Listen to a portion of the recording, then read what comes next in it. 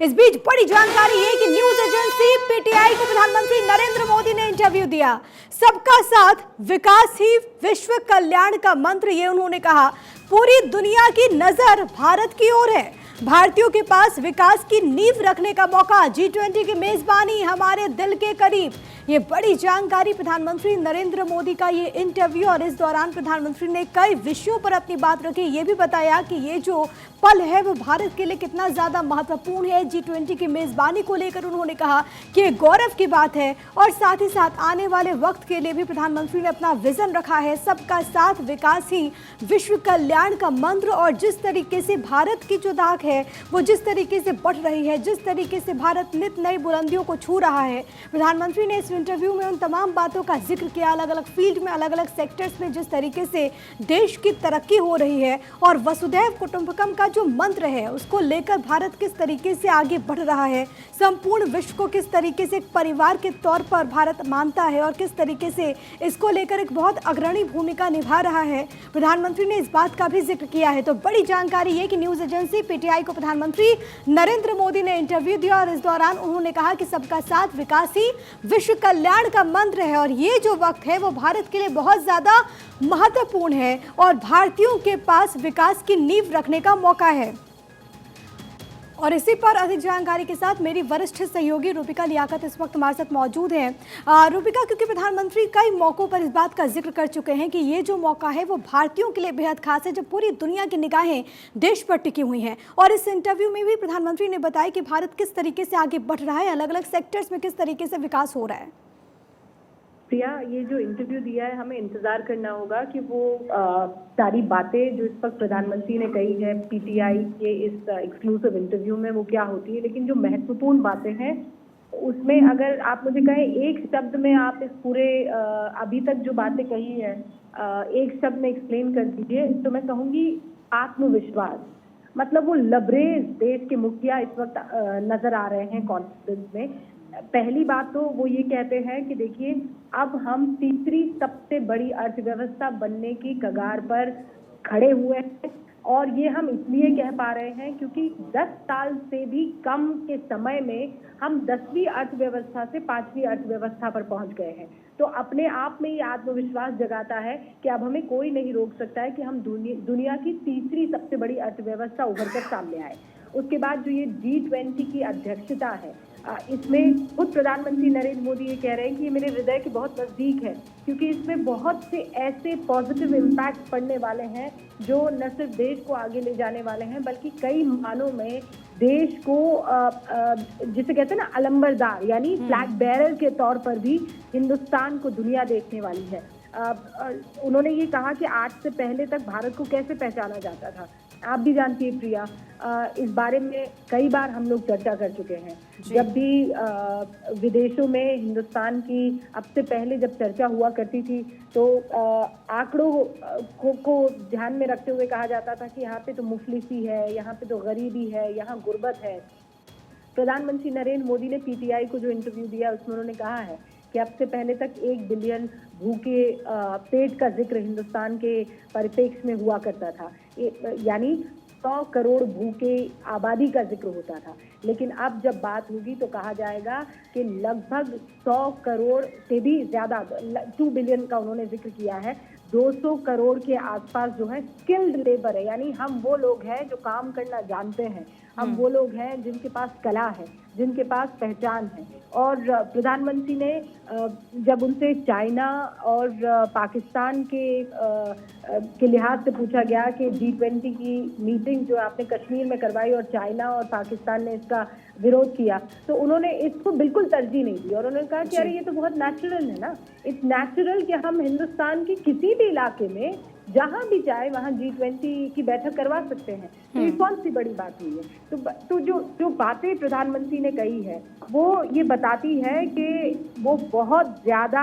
आत्मविश्वास से लबरेज है, और उन्होंने ये ठान लिया है, उन्होंने ये कहा है कि 2047, ये नोट कर लिया जाए, 2047 ये वो साल होगा जब हिंदुस्तान सांप्रदायिकता से,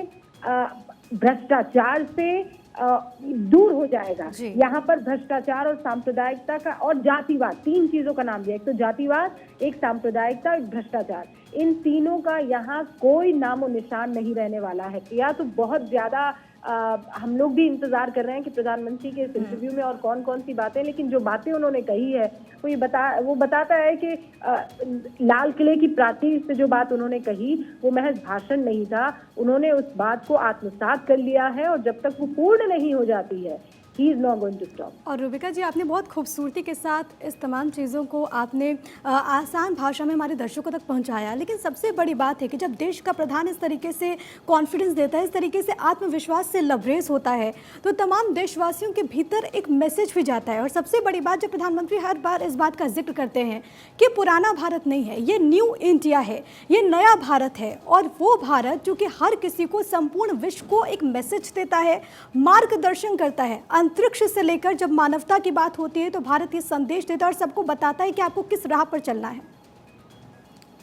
एब्सोल्युटली प्रिया, और इसमें किसी को राजनीति इसीलिए नहीं ढूंढनी चाहिए क्योंकि जब आप यहाँ पर बात कर रहे हैं तो आप वोटों की बात नहीं कर रहे हैं, किसी पार्टी विशेष की बात नहीं कर रहे हैं, किसी आइडियोलॉजी की बात नहीं कर रहे हैं, आप हिंदुस्तान की बात कर रहे हैं। जब G20 की अध्यक्षता हिंदुस्तान करता है तो वो हिंदुस्तान का एक एक आदमी, एक एक बच्चा, एक एक बुजुर्ग, एक एक महिला जो है वो अध्यक्षता करती हुई नजर आ रही है। उसे ऐसे नहीं देखा जाएगा कि इसकी अध्यक्षता जो है वो फला पार्टी, फला विचारधारा या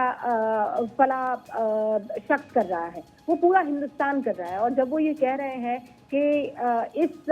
इसकी अध्यक्षता से हमारी जिंदगी में, हिंदुस्तान के फ्यूचर पर पॉजिटिव इम्पैक्ट पड़ने वाला है और कुछ ऐसे हैं जो मेरे दिल के बहुत करीब है, तो मुझे लगता है ये बात हर किसी को छूनी चाहिए और अक्रॉस पार्टी लाइन ये बात लोगों को छूनी चाहिए। जब वो ये कहते हैं कि 2047 में हिंदुस्तान सांप्रदायिकता से दूर हो जाएगा, भ्रष्टाचार का नामो निशान नहीं रहेगा, तो ये बात हर किसी को पसंद आनी चाहिए क्योंकि जो भी हिंदुस्तान में रहता है वो यही चाहेगा ना प्रिया कि कुछ भी हो जाए, हमारा वतन जो है वो सर्वश्रेष्ठ हो, वो किसी बाधा में ना बंधा हुआ हो, उस पर किसी तरह का कोई लाछन ना हो, और वो सुपर पावर, मतलब अभी तो हम विकासशील देशों में हमारी गिनती होती है ना, लेकिन अगर एक मुखिया है और उसमें सबकी भागीदारी है ना, अगर वो मुखिया ये कह रहा है कि हम यहाँ पर ले जाएंगे और अगर विपक्ष को लगता है नहीं इसमें थोड़ी गड़बड़ी है, इसको थोड़ा सा ठीक कर देना चाहिए, तब जाकर ये बेहतर हो पाएगा, तो कुल मिलाकर सबके सब एक ही राह पर चलने चाहिए ना। और वो राह क्या है कि वतन को विकासशील से विकसित देश के उस मुकाम पर लेकर जाना। और विकसित कैसे कि हम अर्थव्यवस्था में वो 1, 2, 3 इन तीनों में से किसी एक पायदान पर मौजूद हो, फर्स्ट 3 में हमारा नाम जो है वो आना चाहिए। और इसीलिए पूरी जद्दोजहद इस वक्त प्रधानमंत्री की नजर आ रही है, वो शब्दों में भी और वो जिस तरीके से स्ट्रेटेजिकली आगे बढ़ रहे हैं उसमें भी। और रूबिका जी, ये भी बहुत ज़्यादा महत्वपूर्ण हो जाता है क्योंकि हर किसी के भीतर काबिलियत है, लेकिन ज़रूरत होती है कि उसे एक सही राह मिले। प्रधानमंत्री समय समय पर जब देशवासियों से संबोधित अभी देशवासियों को करते हैं तो उन्होंने देश का मार्गदर्शन करने का भी काम किया है। प्रधानमंत्री जब ये कहते हैं कि इस वक्त भारतीयों के पास एक मौका है कि वो विकास की नींव रखे, तो इसका इम्पैक्ट जाहिर है कि पड़ेगा। बिल्कुल पड़ेगा। आप एक और बात मैं आपको बताती हूँ, उन्होंने जो ये इंटरव्यू दिया है उसमें पिया उन्होंने कहा कि जीडीपी सेंट्रिक व्यू जो है वो बदल रहा है। मतलब आप कैसे आप दुनिया में मुल्कों की तुलना कैसे करती हैं कि भाई सबसे बड़ी इकोनॉमी कौन है, उसके पास कितना पैसा है, वो कितना खर्च करता है, ये मापदंड होता है ना। प्रधानमंत्री नरेंद्र मोदी कह रहे हैं कि जीडीपी सेंट्रिक नहीं, आप ह्यूमन सेंट्रिक जो है, यानी इंसानों की जो अहमियत है, इंसान की जो काबिलियत है, उसको एक देश कैसे पालता पोसता है या उसे कैसे वैल्यू करता है, अब ये सबसे महत्वपूर्ण किरदार हो जाना चाहिए। तो GDP centric view of the world will is now changing to human centric one, और इंडिया इसमें एक कैटलिस्ट की भूमिका निभा रहा है। उन्होंने अपनी ही सरकार का जो एक नारा है, सबका साथ सबका विकास, उन्होंने कहा ये गाइडिंग प्रिंसिपल है ताकि सबका साथ और सबका विकास होगा, और जो मुल्क इस पर काम करेगा, जो इस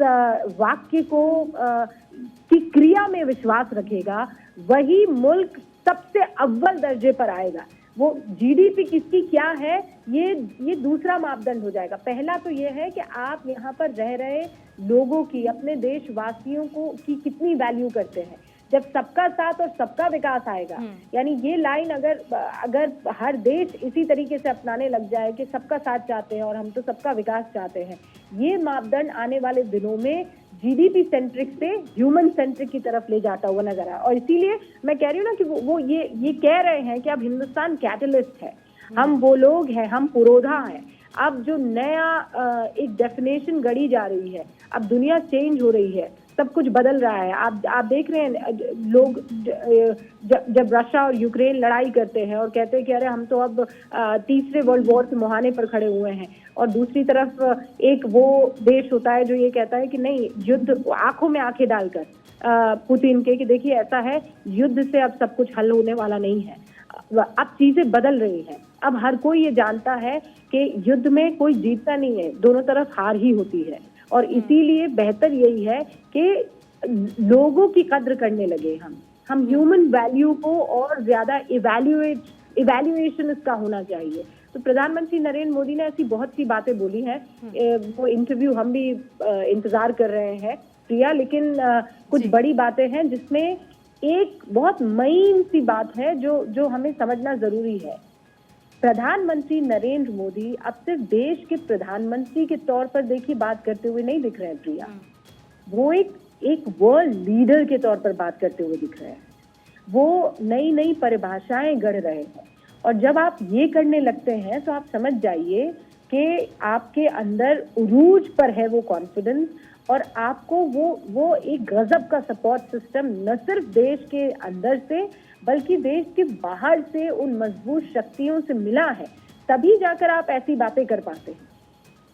बिल्कुल, और ये इसमें कोई भी दो राय नहीं है, क्योंकि जिस तरीके से भारत लगातार आगे बढ़ रहा है, जिस तरीके से ये जो तस्वीरें भी इस वक्त रूबिका जी अपने दर्शकों को दिखा रहे हैं कि जहाँ पर प्रधानमंत्री अलग अलग देशों के दौरे करने के लिए जब पहुँचते हैं तो किस तरीके से स्वागत होता है। और प्रधानमंत्री भी इस बात का जिक्र कर रहे हैं कि सिर्फ मेरे लिए नहीं है, ये पूरे देश के लिए है, ये पूरे भारत का सम्मान है। और प्रधानमंत्री ने जब आज ये इंटरव्यू दिया है, जब वो इंटरव्यू आ जाएगा वो भी भारत 24 आप तक सुनवाएगा, लेकिन ये जो तमाम बातें प्रधानमंत्री ने कही है